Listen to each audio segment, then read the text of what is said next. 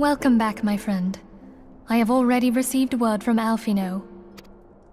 To think that Flame Marshal Huayu was the Garlean agent. I know not what to say.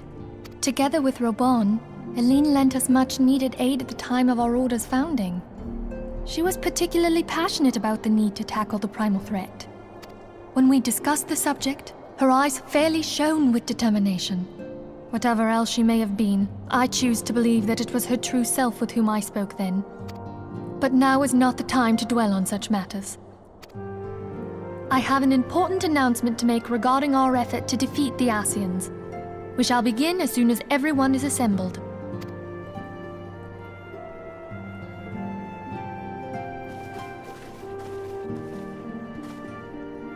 My thanks for coming, friends.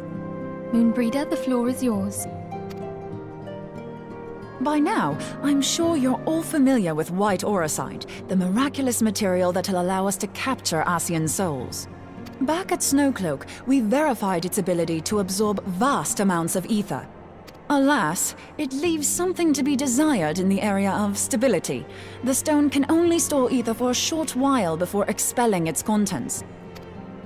In addition to auracite's inherent limitations, we must needs be wary of our enemy's strength. Our foe draweth upon an infinite wellspring of power. Even should we succeed in entrapping him, the stone will not long contain his wrath. Meaning that, if we want to kill the swine, we'll have to be quick about it. 'Tis our belief that an Ascian soul may be permanently undone, if smitten by a sufficiently concentrated burst of pure ether. The only trouble is, we can't say for sure how concentrated the burst needs to be. Without knowing how much ether an Ascian soul is composed of, we're basically guessing. Our sole clue lieth in thy struggle with La Hebrea. During that encounter, Heidelin bid you forge what she called a Blade of Light, a weapon which took the form of a luminous stream of energy. Based on your description, we believe the blade with which you vanquished your foe was composed of ether. Admittedly, your victory proved ephemeral, as La Hebrea was able to use a crystal of darkness to flee into the space that lies between our world and the void. The fact remains, however, that Heidelin placed the means to destroy the Ascians in your hands. Be that as it may, it would be unwise to assume that she will do the same when we next encounter such a foe. Quite so, my lady. We must needs find the means to forge our own blade of ether, one to equal that which Heidelin did benevolently bestow upon her champion. That is all well and good, but it seems to me that producing such a blade will require a prodigious quantity of ether. Whence will it come, pray tell? Oh, what if we had two pieces of white auracite? One to trap the Ascian, and the other to store the ether for the blade. Oh, nice try. But it's as I said, the stone won't hold ether for any length of time. We'd still need to collect the stuff there and then, sorry to say.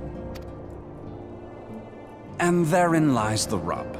Finding a way to create the blade whenever and wherever we choose. It would seem more research is in order. I'm going to linger a while, perform a few more tests on the auracite. And I could do with some help. Urianger, why don't you lend me a hand? Mine apologies, but I am required at the Waking Sands. Lady Minfilia hath given me sole charge of the premises. 'Twould be unseemly to leave them unattended. Sole charge, you say? So you're basically alone there, then? Well, that settles it. I'll just have to come to you.